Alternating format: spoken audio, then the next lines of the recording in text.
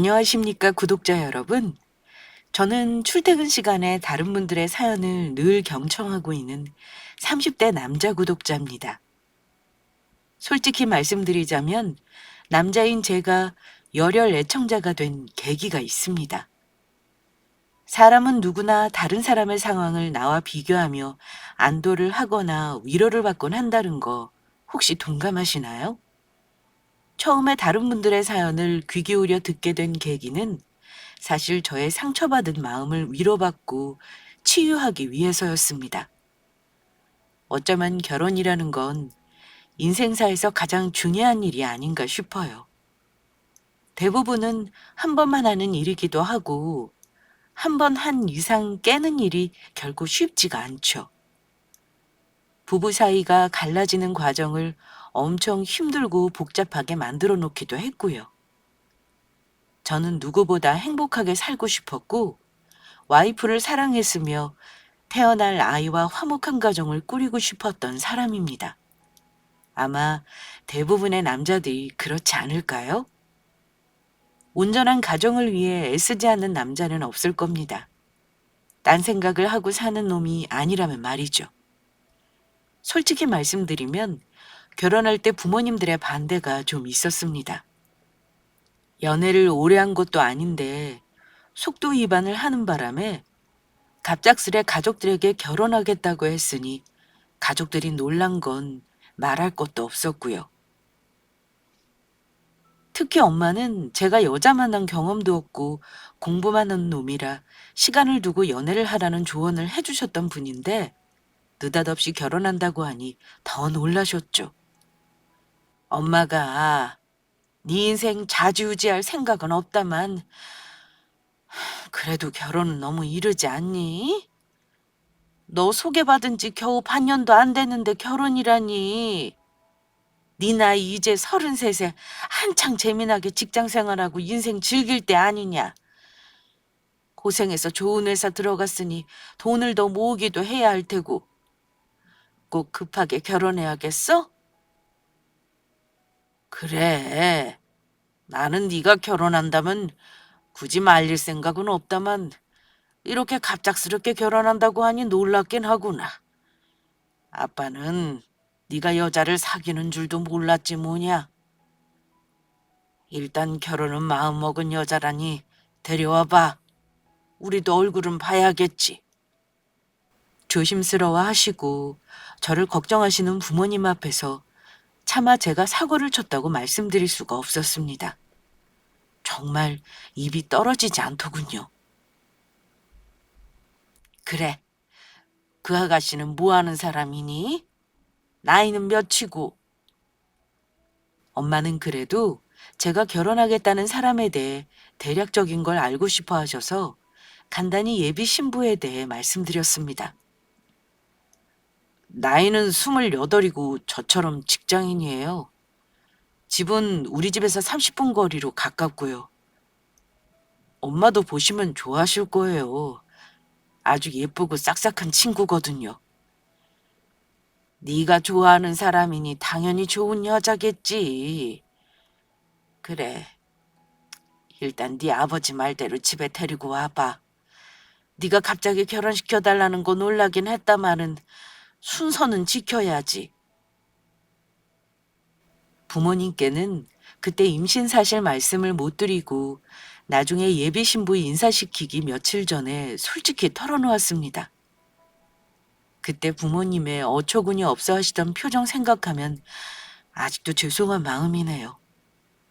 그 덕에 결혼을 서둘러 하긴 했지만 결과적으로 보면 제가 너무 성급한 결혼을 한 게 맞으니까요. 예비 신부는 오랜 동네 친구의 소개로 만났습니다. 소개팅을 한 건 아니고요. 친구들 모임에서 처음 만났고 그 친구가 저 마음에 든다며 소개해달라고 적극적으로 부탁했다고 들었습니다. 저는 말씀드렸듯 썸은 몇 번 타봤지만 연애 경험이 없는 쑥맥이에요. 남고의 공대 출신이라 그야말로 여자에 대해 아는 게 없습니다. 물론 제가 마음에 들어서 만나고 싶은 여자도 있었지만 능수능란하지 못한 제가 기회를 다 흘려보냈었고 서른 넘고 나서는 그냥 회사에서 커리어 쌓고 능력 인정받는 게 좋아 일만 하고 살았던 것 같습니다. 그런 저를 마음에 든다며 관심을 보이는 여자가 있다니까 한동안 마음이 아주 들뜨더라고요. 그래서 따로 만나게 되고 자연스레 사귀게 되었습니다. 그 친구는 저와는 성격이 참 많이 달랐어요. 말수 적은 저와는 달리 굉장히 활달했고 아는 사람도 많고 잘 웃는 사람이었습니다. 한마디로 인싸라고 하나요? 그런 여자였어요. 예쁘장한 외모에 눈웃음을 보고 안 좋아할 남자가 과연 있을까요? 게다가 조심스럽게 대하던 저와는 달리 그 친구는 매사가 너무나 쉽더군요. 결혼하자는 말도 먼저 한 게 그 친구였습니다. 저는 당황했지만 저를 많이 좋아한다는 여자친구의 말을 철석같이 믿었고 나에게도 이런 날이 오는구나 싶어서 얼떨떨했던 것 같습니다. 자기는 결혼하면 어디서 살고 싶어? 나 직장 생활하면서 돈을 많이 못 모아서 걱정이야. 자기네 집에서 나 해오는 거 없다고 싫어하시면 어쩌지?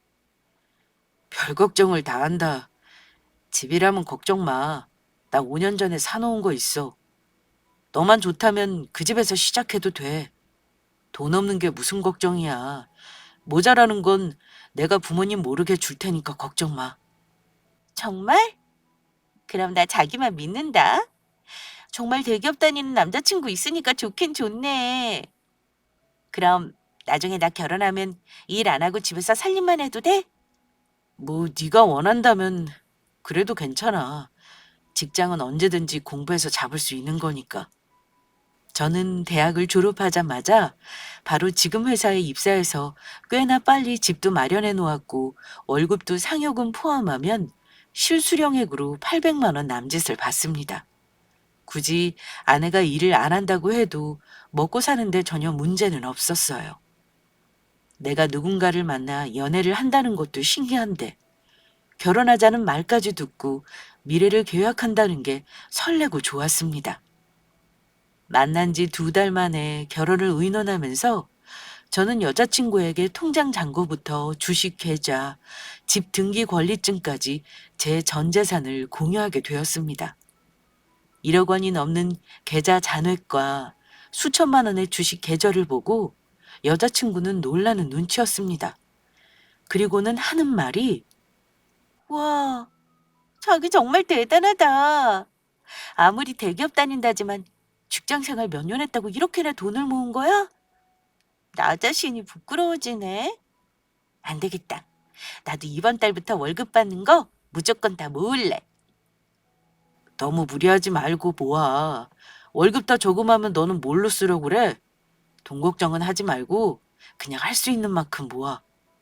그럼 나 월급 모일 수 있게 자기가 좀 도와주라. 있잖아. 나 자기 카드로 용돈 좀 쓰면 안 될까? 쓸데없는데 돈 안 쓰고 아껴 쓸게. 그 대신 내 월급은 다 모아볼게.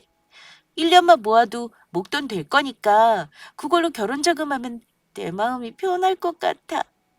제 카드로 생활비를 쓰고 싶다길래 뭐 얼마나 쓰겠나 싶어서 저는 흔쾌히 신용카드 하나를 건넸습니다. 저는 여자친구가 저와의 결혼을 위해 그만큼 노력한다는 게 기특하다고 생각했지 저를 이용하는 거라고는 꿈에도 몰랐네요. 정말 여자에게 눈이 먼 등신이 저였다 싶습니다. 아무튼 카드를 준 이후로 여자친구는 제 카드로 한 달에 200만 원 정도를 쓰더군요. 카드 내역은 줄곧 문자로 왔기 때문에 어디에 쓰는지는 다 알고 있긴 했습니다. 그런데 쓰는 내역을 보니 여자친구의 평소 생활이 보이더라고요.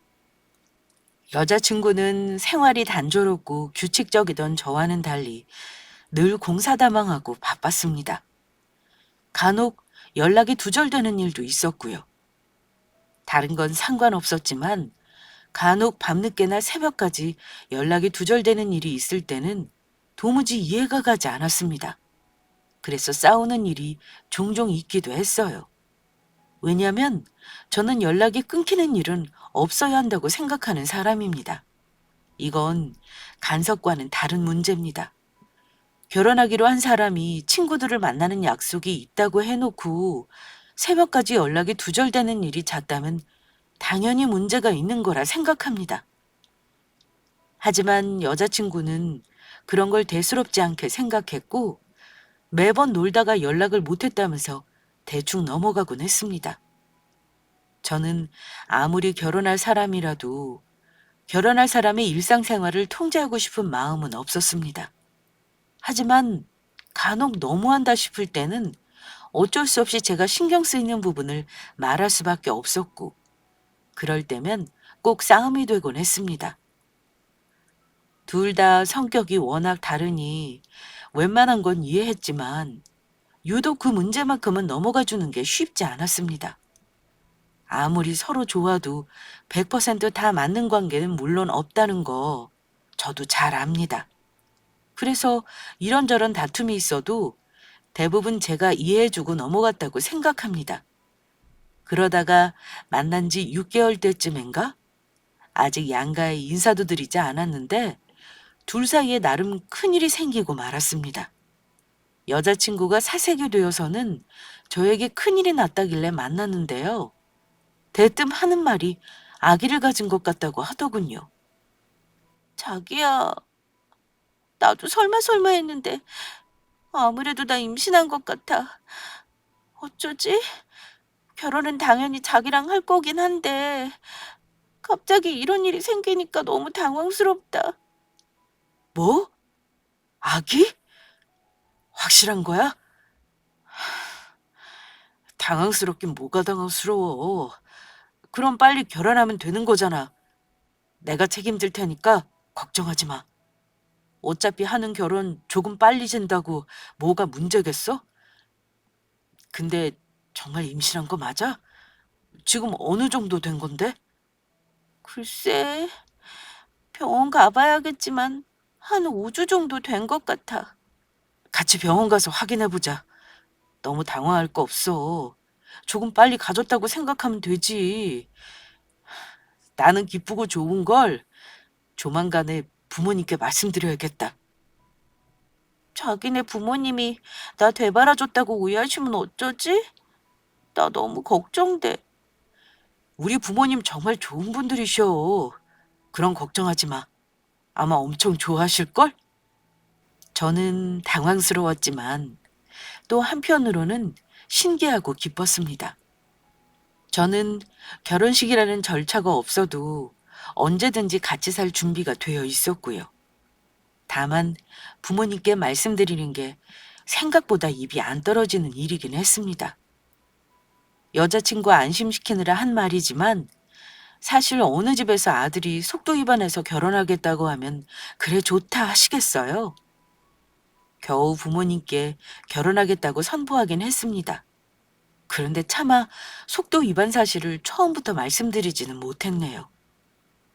그러다 여자친구 인사시키기 전에 안 되겠다 싶어 털어놓은 후 어머니에게 등짝을 좀 몇 대 맞긴 했습니다. 그때는 부모님도 상황을 받아들이셨고 결혼을 서두르라고 하셨습니다. 저와 그 친구는 이런 이유로 만난 지 1년도 안 되어 급하게 결혼을 준비하게 되었습니다. 그런데 모든 걸 받아들이신 우리 부모님과 달리 여자친구 집에서는 나쁜 놈이 되긴 했습니다. 긴장한 마음으로 인사하러 갔을 때 여자친구 어머님, 그러니까 장모님 되실 분이 저에게 이렇게 말씀하셨습니다. 아휴, 우리 딸 이렇게 빨리 시집 보내다니 나도 당황스럽네. 그래도 자네가 책임지겠다고 하니 내가 얼마나 마음이 놓았는지 몰라. 사실 애가 졌다는 말 듣고 내가 얼마나 화가 나든지 앞날 창창한 딸내미를 애가 져서 주저앉힌 게 아닌가 싶어서 나 자네 만나서 한 소리 하려고 했었어. 그래도 자네가 능력 있다고 해서 마음을 놓은 거야. 앞으로 우리 딸 속상하게 하지 말고 둘이 잘 살아? 예, 장모님. 제가 앞으로 정말 잘할 테니까 속상해하지 마시고 지켜봐 주세요. 그래, 자네 집 있다고 했지? 근데 우리 딸이 모아놓은 돈이 얼마 없어서 걱정이지 뭔가. 우리 집도 그리 형편이 좋은 편이 아니라 막막하니 어쩜 좋지? 그거라면 걱정 마세요, 장모님. 제가 사정을 다 알고 미리 준비해 놓은 게 있습니다. 장모님과의 여자친구가 혼수와 예단 걱정을 하길래 저는 걱정하지 말라고 하고 부모님 모르게 따로 여자친구에게 3천만 원을 건네기까지 했습니다. 저 참 등신 머저리 같죠? 제 아이를 가졌다는 사람이 저런 걱정을 하는 게 싫었고 저는 계산적인 마음이 전혀 없었기에 그렇게 한 겁니다. 우여곡절 끝에 상견례도 마쳤고 배불러 오기 전에 결혼하라는 양가 어른들 의견을 따라 가장 빠른 날로 결혼 날짜를 잡았습니다. 그래서 임신 20주 되는 시점으로 식장 예약도 하고 신혼여행도 미리 예약했네요. 제가 집에 있었기 때문에 모든 준비는 순조로웠습니다. 여자친구는 제가 준 돈으로 신나게 결혼 준비를 했습니다. 제가 준 카드로 생활비를 쓰고 제가 준 돈에서 1,000만 원을 우리 부모님께 예단비로 보냈고요. 부모님은 아무것도 모르고 예단비를 보낸 여자친구에게 절반을 도로 돌려줬습니다. 그리고 며느리 드릴 때 꼭 해주고 싶으셨다면서 1부짜리 다이아도 예물로 해주셨습니다. 저는 그 친구에게 시계 하나, 양복 구두 하나 받았네요. 물론 제 카드로 결제했습니다. 그렇게 시간이 흘러 결혼식 날이 다가왔습니다. 우리 신혼살림을 들여놓은 집에 결혼식 한 달 전부터 미리 들어가 살기로 했는데요. 결혼식 며칠 전부터 예비 신부가 자기 부모님과 결혼 전 마지막 시간을 보내고 싶다고 하길래 그러라고 했습니다. 만나서 연애하고 결혼하기까지 1년도 안 된 짧은 시간이었다 보니 여자친구 부모님들도 딸을 시집 보내는 게 시원섭섭하실 거라 생각했기 때문입니다. 결혼을 앞두고 신혼여행 휴가 낼 거 생각해 매일 야근이 많아서 일주일이 넘게 예비 신부를 만나지 못하고 있었는데요. 매일 전화통화를 하긴 했지만 결혼 전날에는 얼굴을 보고 싶었습니다. 하루만 있으면 결혼식이라는 큰 일을 치러야 하니 여자친구도 많이 긴장하고 있지 않을까 걱정이 되기도 했고 맛있는 음식을 사서 갖다 주려고 여자친구 집 앞으로 퇴근 후 차를 몰았습니다. 집 근처에 거의 다 와서 전화했는데 어쩐지 전화를 받지 않더라고요. 저는 여자친구 가족을 깜짝 놀라게 해줄 생각을 하고 예비 처갓집으로 향했습니다. 여자친구 집이 다세대 주택이라 집 앞에 주차 자리가 없어 근처에 대고 걸어오며 다시 전화를 했는데요. 이번에도 전화를 받지 않더군요. 어쩔 수 없이 집 초인종을 누를 생각을 하고 집 앞에 도착했는데요. 여자친구 집 밑에서 남녀로 보이는 두 사람이 두런두런 무슨 대화를 나누고 있는 게 눈에 들어왔습니다. 어두워서 멀리서는 누구인지 몰랐는데요. 저는 연인이 대화하는 줄 알고 모른 척하고 지나치려 했습니다. 화기애애한 분위기도 아니었고 뭔가 좀 심각한 대화를 하는 듯 보였습니다. 그런데 장모님 집으로 올라가려고 가까이서 보니 대화를 나누고 있는 남녀 중 여자는 다름 아닌 저의 여자친구였습니다. 저는 그만 아무 생각 없이 여자친구를 불렀습니다. 자기야, 여기서 뭐해? 전화는 왜 그리 안 받는 건데? 내가 오면서 전화를 2번 했다. 제가 부르는 소리를 듣더니 여자친구가 깜짝 놀라면서 저를 돌아보았습니다. 꼭 나쁜 짓이라도 하다가 걸린 것처럼 화들짝 놀라길래 저도 덩달아 놀랐는데요. 같이 있던 사람은 처음 보는 남자였습니다. 같이 있던 남자도 당황한 얼굴로 저와 여자친구의 얼굴을 번갈아 쳐다보더군요. 어머, 오빠, 갑자기 어쩐 일이야? 전화했었다고? 내가 못 봤나 보다. 미안. 내일 결혼식인데 우리 일주일 동안 얼굴도 못 봤잖아. 너랑 장모님 만난 거 드시라고 먹을 것 좀 사왔어. 근데 옆에 있는 분은 누구야? 네 친구는 내가 거의 다 본 것 같은데 처음 본다? 저는 같이 있는 남자가 누구인지 물었습니다. 그러자 그 남자는 저를 보더니만 고개를 까딱 하더군요.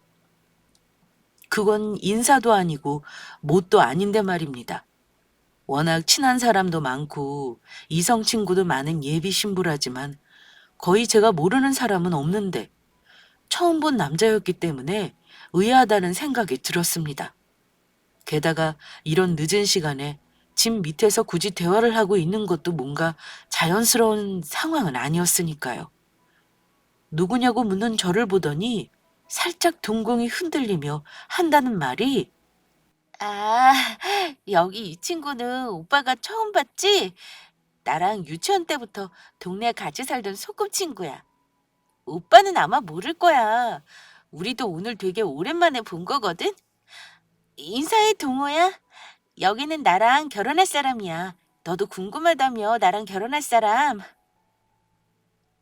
그러자 같이 있던 남자는 아까 눈짓으로 까딱하던 모습과는 다르게 말로 인사를 하더군요. 안녕하세요. 처음 뵙네요. 선주랑 결혼할 분이라길래 기대 많이 했습니다. 듣던 대로 되게 능력 있고 젠틀해 보이시네요. 아, 네. 선주랑 소꿉친구시라고요? 참 신기하네요. 이성끼리 그런 친구 되는 거 쉽지 않은데 말입니다. 근데 여기는 어쩐 일로 내 예비 신부한테 용건은 다 끝나신 건가요? 네, 뭐 할 얘기는 다 했습니다. 혹시 오해하실까 봐 말씀드리는데 저 선주 정말 배꼽 친구나 다름없으니 이상한 오해 말아주세요. 친구 행복하게 잘 살라고 축하해주고 싶어서 왔으니까요. 절친이라는 그 남자는 말은 그렇게 했지만 뭘 할까요? 수컷들이 암컷 하나를 놓고 싸울 때의 긴장감이랄까요? 분명 아내들 사람과 어릴 때부터 친구라고 하는데 정작 저를 보는 그 친구의 눈빛은 자기 먹이를 빼앗긴 짐승의 눈빛처럼 보였고 저는 어쩐지 기분이 찝찝했습니다. 뭔가 긴장감이 감돈다는 걸 느꼈는지 여자친구는 황급히 그 친구를 보내려고 했습니다. 내일 나 결혼이라고 동우가 축의금 주겠다고 온 거야. 나 갑자기 결혼한다고 해서 깜짝 놀랐대. 동호야, 축의금 잘 못했을게. 정말 고맙다. 우리 오빠 왔으니까 난 그만 올라가 볼게. 나중에 연락하자. 잘 가. 여자친구는 그 친구를 빨리 보내려는 듯 말했고 그 남자는 얼핏 눈치를 보는 듯 하더니만 저에게 말없이 인사만 하고 이내 자리를 떴습니다. 그 남자가 가는 걸 확인한 후 저는 다시 물었습니다. 근데 정말 이상하다. 축의금을 주러 굳이 이 시간에 여기까지 왔다는 거야? 아니, 그렇게 친한 친구면 결혼식 때 와야지. 왜 결혼 전날에 와서 굳이 축의금을 준대? 봉투는 어디 있어? 얼마나 줬길래 직접 여기까지 왔는지 확인 좀 하자.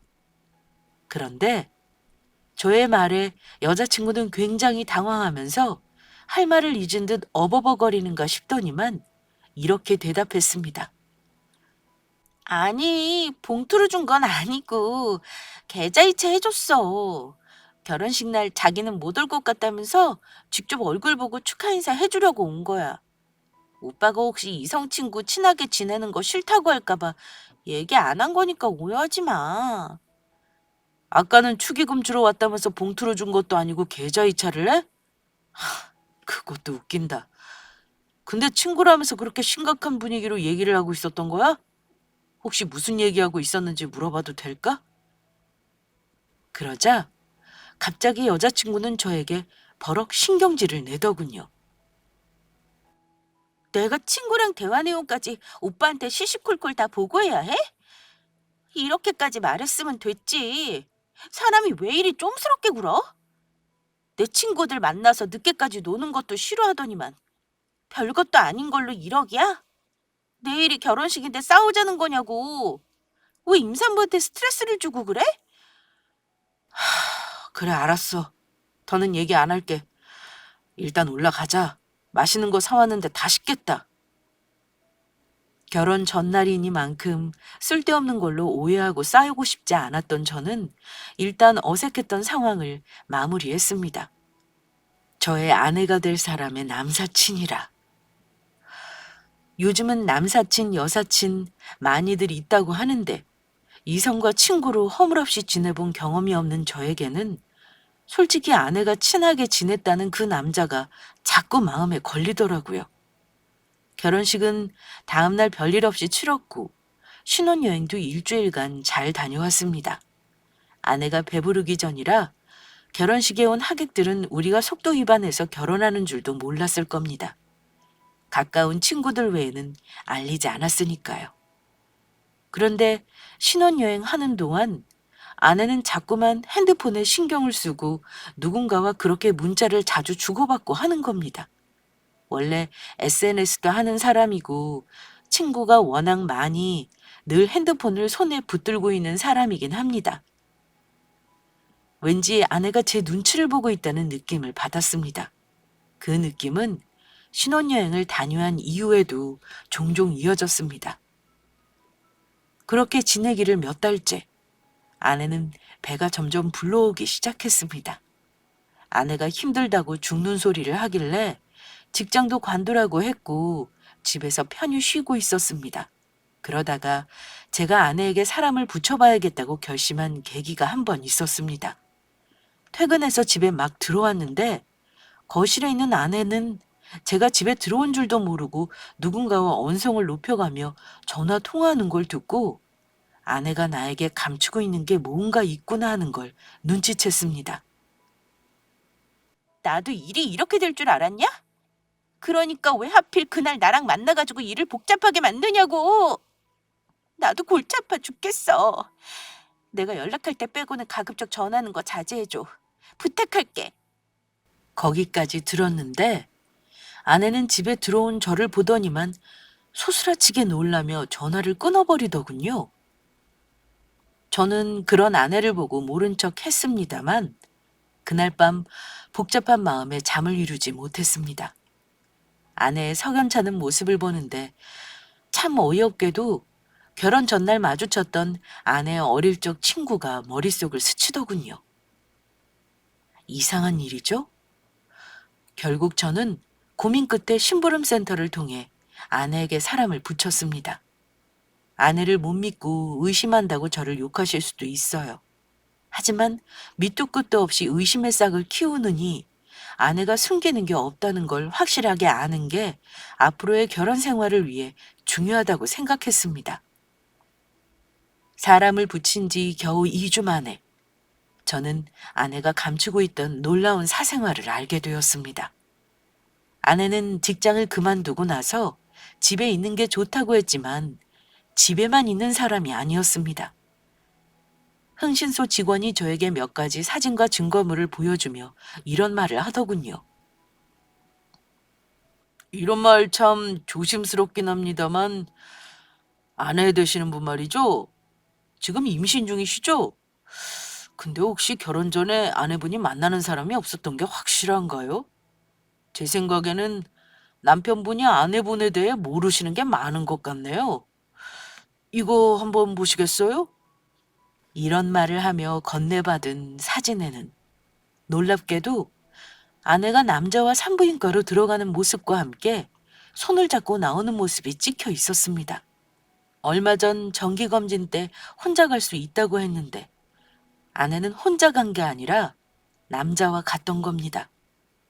그런데 문제는 사진 속의 그 남자가 제가 아는 얼굴이었다는 겁니다. 그 사람은 다름 아닌 결혼 전날 아내 집 앞에서 봤던 소꿉친구라는 사람이었습니다. 이 남자 혹시 뭐 하는 사람인지 알아내셨나요? 제가 아는 얼굴인데요. 혹시 여기 산부인과 같이 간 거 말고 다른 데서 만난 증거는 없나요? 아직 2주밖에 안 돼서 다른 증거는 못 잡았습니다. 조금 더 따라다니길 원하시나요? 네, 한 달이든 2달이든 확실한 거 나올 때까지 증거 모아주시죠. 네, 그렇게 하겠습니다. 그리고 이런 일 하면서 얻은 경험상 한 말씀 드리자면요. 아내분 말입니다. 나중에 아이 낳으면 꼭 친자검사 해보십시오. 제가 봤을 때는 둘이 같이 산부인과 간 거 분명 이유가 있는 것 같네요. 분명 고객님 아이가 아니라 같이 병원 간 남자아이일 겁니다. 물론 아닐 가능성도 있지만요. 저도 바보가 아닌데 그걸 모르겠나요? 그 뒤 2달 동안 아내에게 사람을 붙여 따라다니게 했습니다만 정말 기가 막히게도 아내는 낮 시간에 하루가 멀다 하고 30분 거리의 옆 동네로 가서 그 친구를 만나더군요. 그 친구는 자영업을 하는지 비교적 시간이 자유로운 듯 했습니다. 심지어 배가 남산만한 산모가 훤한 대낮에 그 남자 집에 같이 들어가는 모습이 찍힌 사진을 보고 저는 아내가 결혼 전부터 그놈과 보통 사이가 아니라는 걸 확신하게 되었습니다. 누군가가 2사람을 봤다면 아마 아이를 가진 부부라고 생각했을 겁니다. 저는 모든 정황 증거를 모아놓고 나서 고민했습니다. 당장 이것만 가지고도 이혼이 가능한 상황이었지만 문제는 아내 뱃속의 아기였습니다. 벌써 예정일이 1달밖에 남지 않은 상황이었고 혹시라도 아내가 가진 아이가 내 아이라면 상황이 좀 복잡해지니 이혼하더라도 아이는 제가 양육권을 가져와야겠다 싶었습니다. 그때는 그래도 아내 뱃속의 아기가 내 아이일 가능성도 있지 않을까 하는 생각을 하긴 했습니다. 그러나 막달 전까지 그놈과 산부인과를 몇 차례 더 가는 거 확인하고 나서 뱃속의 아이가 내 아이가 아닐 거라는 합리적인 의심을 하게 되었습니다.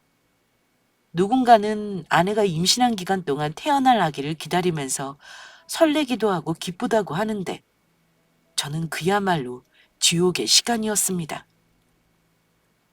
집에서 아무렇지도 않은 척 저에게 먹고 싶은 걸 말하는 아내를 보면서 얼마나 분노를 참았는지 모릅니다. 아이를 낳자마자 친자 확인을 한 후 만약 내 아이가 아니라면 양가의 모든 사실을 알리고 아내와 갈라설 계획을 짰습니다. 지금 상황에서 이혼을 하자고 했다가는 자칫 잘못해 친자 검사도 못하고 제가 나쁜 놈이 될 가능성도 있었으니까요. 저는 혼인신고를 이미 한 상태라 당연히 이혼이 수순이라고 생각했는데 변호사와 상담을 해보니까 다른 방법이 있더군요. 변호사가 하는 말이 이건 사기 결혼이죠. 법에도 친자가 아닌데 속이고 결혼하면 이혼이 아니라 혼인 자체를 취소할 수 있게 해놨습니다. 친자 검사 해보시고 결과 나오면 바로 가져다 주시죠. 그리고 결혼 전에 아내분한테 금전 보낸 거 있으면 계좌거래 내역 전부 가져다 주시고요. 아, 그런 것도 다 돌려받을 수 있나요? 물론이죠. 원하시면 정신과 진료 받으시고 피해보상 청구도 할 수 있습니다. 고객님이 명백한 피해자니 할 수 있는 방법은 다 써보고 갈라서는 게 나중에 후회 없으실 겁니다. 저는 그간에 제가 받은 마음의 고통을 보상받을 수 있는 방법을 모색해놓고 모든 준비를 마쳐 놓았습니다. 저는 연기력이 없는 사람이라 아내에게 아무렇지도 않은 척하는 게 참 힘들었네요. 몇 주 후 아내는 집에 있다가 양수가 터지는 바람에 급하게 병원으로 아이를 낳으러 갔습니다. 직장에 있다가 연락을 받은 저는 올 것이 왔구나 생각하고 아내가 입원한 병원으로 갔습니다. 초산인 아내는 통증을 참지 못하고 결국 제왕절개로 아이를 낳았는데요. 아이를 보자마자 저는 알아봤습니다. 제 아이가 아니라는 걸 말입니다. 핏줄은 당기는 법이라는 말이 있죠. 아이는 저와 하나도 닮은 구석이 없었습니다. 그런데 아이 혈액형은 B형이더군요. 제가 O형인데 아내가 AB형이니 나올 수 있는 혈액형이긴 했습니다. 일단 아내가 회복하는 동안 저는 미리 준비해 놓은 유전자 검사 키트에 아이 머리카락과 입안 상피세포 샘플을 채취했습니다. 요즘 유전자 검사는 빠른 곳은 하루만 해도 결과가 나오는 거 아시나요? 심지어 저 같은 경우가 흔한지 요즘은 친자 검사를 아이 출산 후 필수 항목으로 넣자고 주장하기도 한다네요. 결과는 예상한 대로였습니다. 아이는 저와 친자 관계가 아니었어요. 아내는 수술 후 일주일이 지나고 조리원으로 입소하게 되었는데 저는 제 아이가 아니라는 거 알고 나서 아내가 있는 병원에 가지 않았습니다. 조리원에도 가지 않을 생각이었습니다. 갑자기 쌀쌀맞아진 저에게 아내는 불평을 하더군요. 자기 이럴 거야? 애 낳고도 시큰둥하더니 병원에서 하루 자지도 않고 우리 엄마만 고생했잖아. 근데 조리원도 나 혼자 가 있으라고? 다른 아빠들 봐. 당신 같은 사람 없어. 애 낳고 나서도 이러는데 키우면서 어쩌려고 그래? 어쨌든 오기 싫으면 카드나 주고 가. 조리원비 결제하게. 미안한데 조리원 비용은 네가 내도록 해. 아님 장모님더러 내달라고 해. 난 못 내줘. 뭐? 갑자기 왜 이래 당신? 도대체 뭔데? 나 임신했을 때도 별로 잘해주지도 않더니만 설마 나한테 마음이 변한 거야? 조리원비를 안 내준다는 게 무슨 말이냐고. 당신 아빠가 돼가지고 기본 책임도 안 하겠다는 거잖아. 제가 조리원비를 안 내겠다는 말에 발끈하며 소리를 지르길래 나중에 아내가 퇴소하고 나서 진행시킬까 했던 일을 그냥 지금 말해야겠다고 마음 먹었습니다. 내가 아빠도 아닌데 왜 책임을 해야 하는 건데? 조리원비랑 병원비는 네 아들 친아빠더러 내라고 해. 나는 한 푼도 못 내줘. 아내는 저의 말에 소스라치게 놀라더군요. 뭐? 당신 대체 그게 무슨 말도 안 되는 소리야. 우리 아기가 왜 남의 아기라는 거야? 그런 황당한 얘기를 지금 왜 하는 건데? 우리 아기 친아빠는 당신이야. 글쎄, 이걸 보고도 그런 말이 나올까? 이미 친자 검사까지 다 했어. 네가 낳은 애, 내 아들 아니래. 저는 친자 검사 결과지를 아내에게 던졌고 아내는 다급한 손길로 서류를 펼쳐보고는 이내 포기한 듯 물었습니다.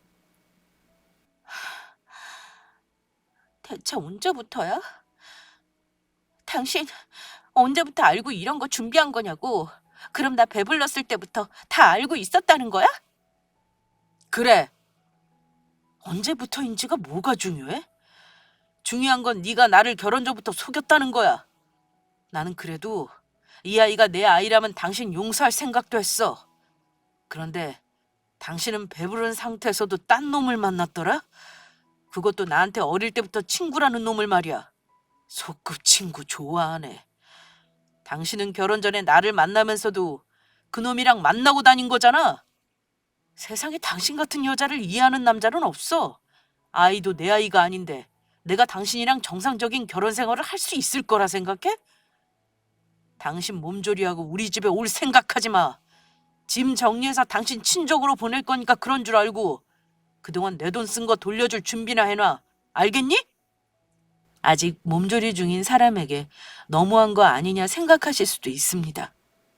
하지만 저도 사람인지라 한번 감정이 올라오니 주체가 안 되더라고요. 최대한 담담하게 말하려 했는데 그러지 못했습니다. 아내도 마지막 양심이 있는 건지 친자 확인 결과지를 보고 저에게 애아빠라는 말은 더 이상 못하더군요. 저는 그래도 병원을 나와버렸습니다. 그리고 곧바로 집사람과 헤어지는 절차에 돌입했습니다. 손주 태어나고 좋아하시는 부모님께는 너무 죄송했지만 진실을 알려야 하니 어쩔 수 없었습니다. 부모님은 아이 낳은 첫날 병원에 오셔서 얼굴까지 보고 가셨기에 제가 하는 말을 듣고 충격이 크셨습니다. 검사 결과지를 몇 번을 들여다보시더니만 결국 어머니는 눈물을 흘리셨고 아버지는 말없이 한숨만 내쉬셨습니다. 아유 세상에, 이게 무슨 일이라니. 그년이 우리 집에 어찌 이런 짓을 할 수가 있어. 간도 크지. 남의 씨를 가지고 감히 우리 집안 자손이라고 속여? 아이고, 이 일을 어쩌면 좋아. 엄마는 네가 불쌍하구나. 너 어쩔 셈이야. 당장 그년 쫓아내버려야지. 오늘 이후로는 제가 다 알아서 할 거예요. 그러니까 어머니 아버지 당분간 저 궁금하거나 힘드셔도 연락 자제해 주세요. 다 해결하고 말씀드릴게요. 너 혼자 뭘 어쩌려고 그래? 내가 그년 집 찾아가서 다 뒤집어 엎어버릴까?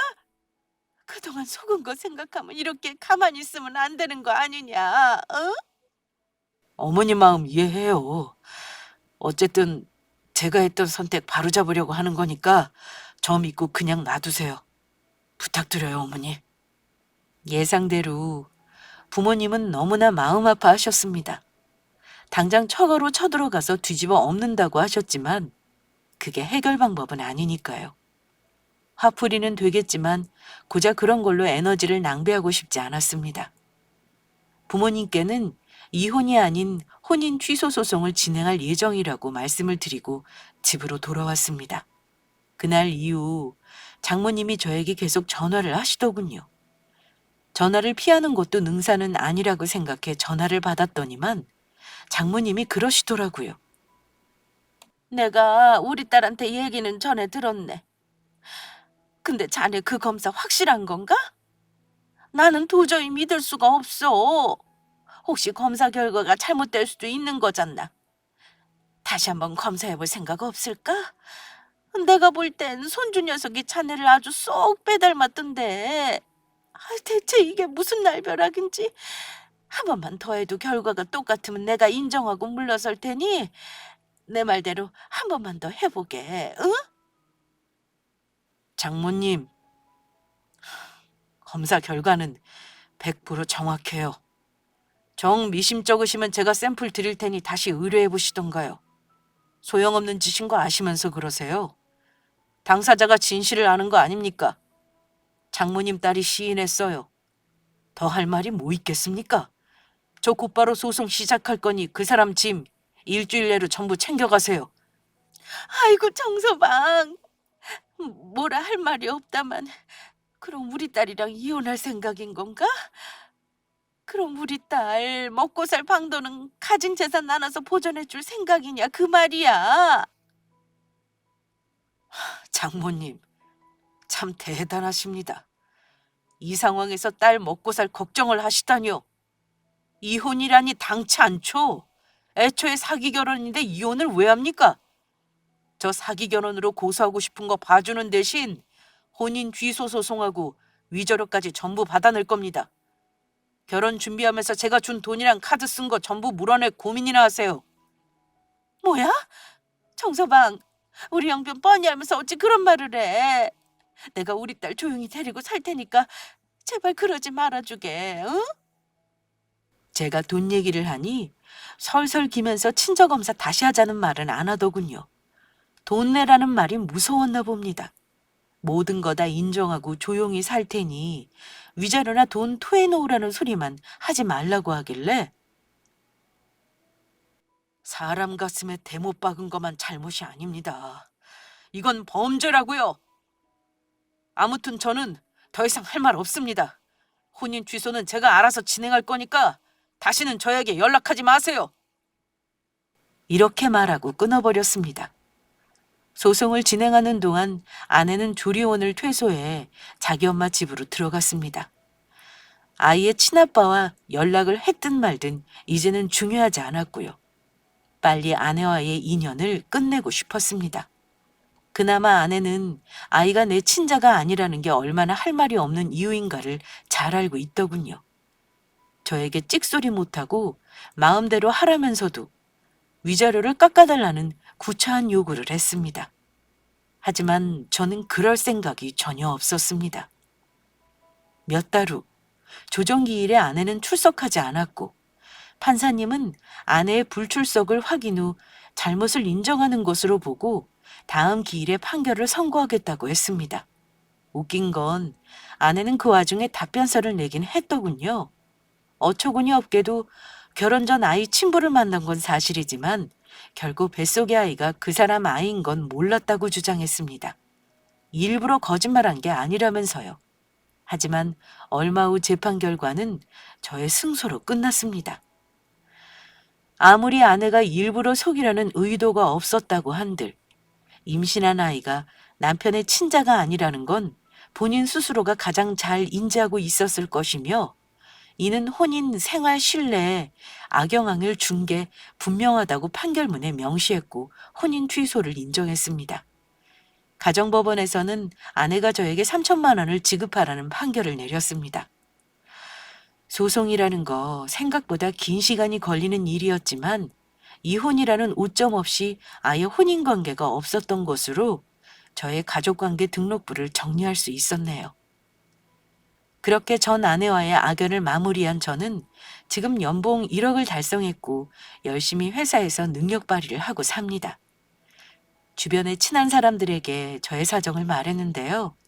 생각보다 사람들은 남의 일에 관심이 없더라고요. 마치 저를 원래부터 결혼한 사실이 없는 사람으로 대해주고 있습니다. 전 아내의 소식은 듣긴 했습니다. 그 사람은 친정에서 아이를 키우면서 산다고 하더군요. 뭐 아이 친아빠와는 무슨 사정으로 같이 안 사는지 그때는 몰랐는데요. 알고 보니까 그놈도 가정이 있는 놈이었더라고요. 전 아내도 보통 내기는 아니어서 아마 그놈 본처에게 알리거나 무슨 짓을 해도 할 사람일 거라 생각합니다. 아무튼 그놈은 본처가 있는데 이혼하고 올 만한 깜냥은 없는 놈이었나 봅니다. 그 소식 듣고 나니까 둘이 똑같은 인간이라는 생각밖에 안 들더군요. 아마 절대 편안한 인생을 살지 않을 거라 생각합니다. 아이는 무슨 죄인지, 부모 업 때문에 아무 죄 없는 아이만 불쌍한 거죠. 아무튼 당분간 시간을 가지고 저에게 집중하려고 합니다. 일도 열심히 하고 취미 생활도 해보려고 해요. 그러다 보면 저도 다른 좋은 인연을 만날 기회가 올 거 아니겠습니까? 그때까지는 저를 갈고 닦으며 더욱 성숙한 사람이 되어야겠다는 결심을 했습니다. 저의 파란만장했던 과거 이야기 재미있게 들으셨나요? 제가 그랬듯 다른 구독자분들도 제 사연으로 위로를 얻으셨기를 바라며 긴 사연은 여기서 마무리하겠습니다. 감사합니다.